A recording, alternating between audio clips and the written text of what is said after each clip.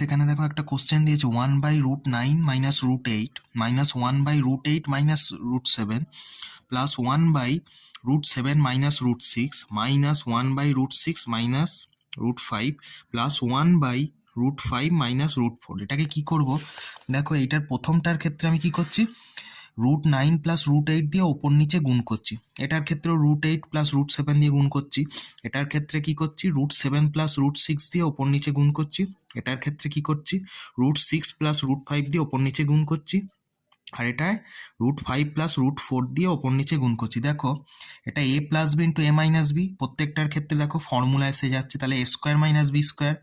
আর √9 এর whole square মানে কত, 9, 9 মাইনাস 8 কত হচ্ছে 1, মানে নিচে 1 হয়ে যাচ্ছে, ওপরে এইটা থাকছে। এবার দেখো যদি ব্র্যাকেট তুলিয়ে দিই, প্রত্যেকটা দেখো কেটে যাচ্ছে, লক্ষ্য করে দেখো প্রত্যেকটা সাইন চেঞ্জ হচ্ছে, যেটা কেটে যাচ্ছে, ফাইনালি থাকছে কত,